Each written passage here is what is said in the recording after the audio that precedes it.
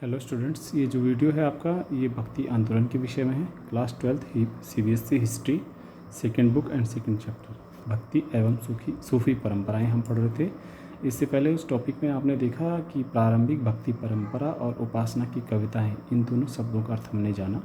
उपासना की कविताएं शब्द का अर्थ होता है कि दक्षिण भारत में जब कुछ भक्ति संतों ने अपनी रचनाएँ अपने ईश्वर, अपने आराध्य देवताओं के लिए समर्पित की, जैसे भजन और कविताएँ, तो उसी को हम उपासना की कविताएं कहते हैं। दूसरा पॉइंट था उसमें प्रारंभिक भक्ति परंपरा। प्रारंभिक भक्ति परंपरा का मतलब होता है वो भक्ति परंपरा जिसका विकास दक्षिण भारत के तमिलनाडु राज्य में हुआ और जिसको ही शुरुआत माना जाता है भक्ति आंदोलन या भक्ति परंपरा का भारत में। ठीक है, तो यहाँ पर आप देख सकते हैं, यहाँ पर लिखा हुआ है भक्ति आंदोलन का उदय। ठीक है, आइए इसको समझते हैं। बच्चों, भक्ति आंदोलन का उदय भारत के दक्षिणी राज्यों या दक्षिणी भागों या दक्षिण भारत में हुआ था। विशेष रूप से तमिलनाडु में 6वीं और 10वीं शताब्दी के बीच हुआ। 15वीं शताब्दी के अंत तक धीरे धीरे उत्तरी भारत की ओर इसका प्रचार प्रसार हुआ। ठीक है, भक्ति आंदोलन का उदय कहाँ पर हुआ था? भक्ति आंदोलन का विकास या उदय हुआ था भारत के दक्षिणी भारत में, है ना, और तमिलनाडु में विशेष तौर पर हुआ था 6वीं शताब्दी के बाद। ठीक है, भक्ति आंदोलन में क्या होता है, किसी विशेष देवता की आराधना की जाती थी किसी नई पद्धति के माध्यम से, भजन और कविताओं के माध्यम से। इसमें किसी प्रकार का जातिगत भेदभाव नहीं माना जाता है, स्त्री पुरुष भेदभाव नहीं माना जाता है। ठीक है, आइए शुरू करते हैं भक्ति आंदोलन के प्रकार के बारे में चर्चा। भक्ति आंदोलन दक्षिण भारत से शुरू हुआ। इसके दो प्रकार है। भक्ति आंदोलन को दो भागों में बांटा जा सकता है। एक भाग होता है सगुण भाग, एक निर्गुण भाग, यानी सगुण परंपरा, निर्गुण परंपरा, या सगुण संप्रदाय या निर्गुण संप्रदाय। सगुण परंपरा के भक्ति संत या भक्ति कवि वो कवि हैं जो ईश्वर की किसी आकार की पूजा करते हैं, मूर्ति रूप में ईश्वर की पूजा करते हैं, किसी अवतार की पूजा करते हैं और ये मानते हैं कि ईश्वर का कोई आकार के रूप में पूजा की जा सकती है, आराधना की जा सकती है। निर्गुण परंपरा वो परंपरा है जो ये मानते हैं कि ईश्वर का कोई आकार नहीं होता है, उसकी मूर्ति रूप में पूजा नहीं की जा सकती है, वो निराकार है और उसका अस्तित्व के बारे में नहीं कहा जा सकता, यानी कि निराकार है, उसका कोई आकार नहीं है। ठीक है, सगुण परंपरा, निर्गुण परंपरा हो गई। अब जो सरगुण परंपरा है उसमें जो भक्त होते हैं वो मुख्य तौर पर निम्न देवताओं या भगवानों की पूजा करते हैं या इनके भक्त होते हैं। मुख्य तौर पर या तो वो शिव के भक्त होते हैं, शिव के लिए समर्पित होते हैं, या विष्णु की पूजा करते हैं, विष्णु के लिए समर्पित होते हैं, या देवी की पूजा करते हैं। इसको शक्ति या शाक्ति भी कहा जाता है, शाक्त भी कहा जाता है।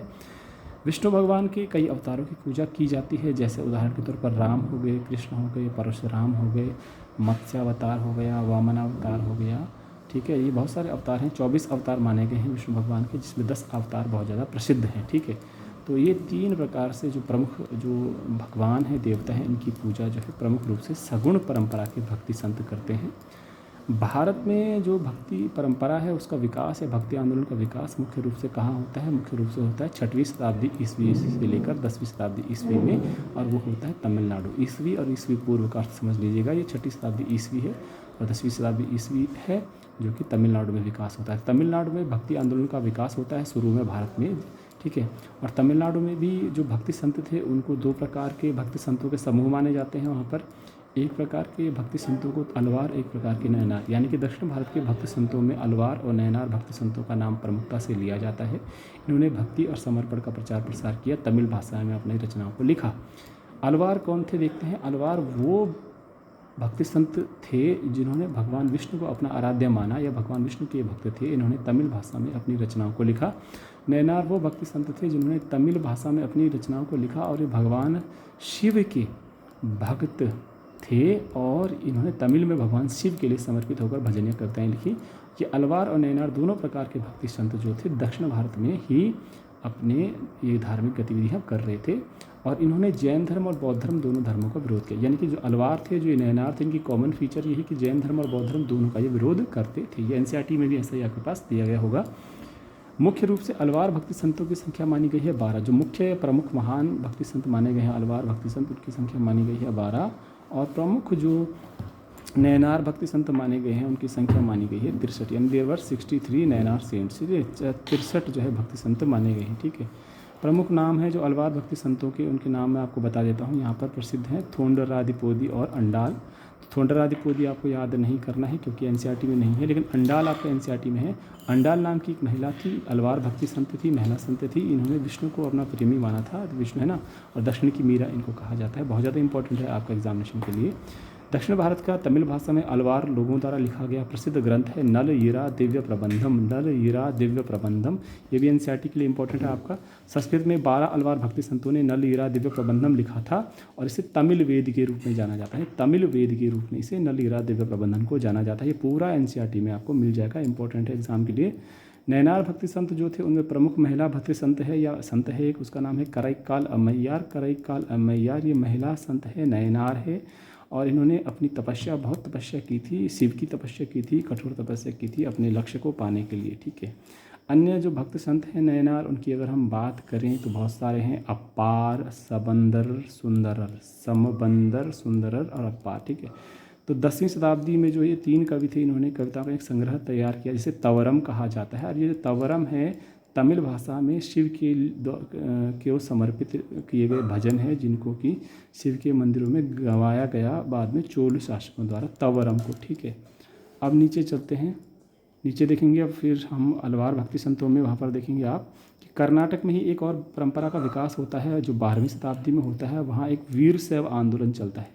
वीर शैव आंदोलन वो आंदोलन है जो शिव से संबंधित है और इसको लिंगायतवाद भी कहा जाता है। यानी लिंगायत एक समुदाय है कर्नाटक में जो शिव की पूजा करते हैं, मात्र लिंग रूप में करते हैं, और इसकी स्थापना एक ब्राह्मण व्यक्ति ने की थी इस लिंगायत समुदाय की या वीर शैव आंदोलन की। ये थे बसवन्ना। इससे अधिक जानकारी संबंधित आपको आपके एनसीईआरटी में मिल जाएगी। ठीक है, 13वीं शताब्दी में भक्ति आंदोलन उत्तर भारत में विकास होने लगता है इसका, और इसकी बारे में हम कबीरदास या दादू दयाल या हम मीराबाई, गुरु नानक और अन्य रामानंद जो गुरु थे जो उत्तर भारत में भक्ति आंदोलन को लाए थे, उनसे हम जानकारी जुटा सकते हैं। ठीक है, तो कुल मिला के फिर देखते हैं यहाँ पर कि दक्षिण भारत में भक्ति संतों के 2 मुख्य समूह थे। एक थे नयनार जो शिव भक्त थे, एक अलवार जो कि विष्णु भक्त थे। उन्होंने मोक्ष प्राप्ति के लिए भगवान के प्रति भक्ति का उपदेश दिया कि भगवान की भक्ति करो, किसी ब्राह्मण की बीच में आवश्यकता नहीं है, कोई बिचौलिया इसमें नहीं चाहिए, कोई कर्मकांड नहीं होना चाहिए, कोई जाति का भेदभाव नहीं होना चाहिए, और महिला और पुरुष का भी भेदभाव नहीं होना चाहिए। बौद्ध धर्म और जैन धर्म दोनों धर्मों का विरोध करते थे अलवार भक्ति संत और नयनार भक्ति संत। ठीक है, लेकिन अपना आपस में भी ये शिव और विष्णु भक्त बने हुए थे अलग अलग। ठीक है, ये कोई भी प्रकार की विशेष कठोर तपस्या करने का समर्थन वैसे नहीं करते थे जितना बौद्ध धर्म और जैन धर्म में कहा जाता था। ये मुख्यतः अपनी कविताएं भक्त और भगवान के बीच प्यार पर आधारित इनकी कविताएं होती थी। यानी भक्त और भगवान के बीच कोई नहीं आना चाहिए, ऐसा नयनार और अलवार भक्ति संतों का कहना था। यानी ब्राह्मण भी नहीं आना चाहिए। तो उन्होंने तमिल भाषा में अपनी कविताओं को लिखा था। ठीक है, तो अब यहाँ पर आप देखेंगे अगला बिंदु इसमें देखेंगे कि तेलुगु जैसी देसी भाषाओं में भी बाद में कविताएं गाई गई, लिखी गई। लोग साधारण रूप इसे पढ़ सकते थे लोग, और बाद में इनमें किसी पुरोहित या ब्राह्मण या पंडित की आवश्यकता नहीं थी और ये आंदोलन बहुत ज़्यादा लोकप्रिय हुए। अगले वीडियो में हम जानेंगे कि अलवार भक्ति संतों की और विशेषताएं क्या हैं, नयनार की क्या हैं और वीर शैव आंदोलन क्या होता है।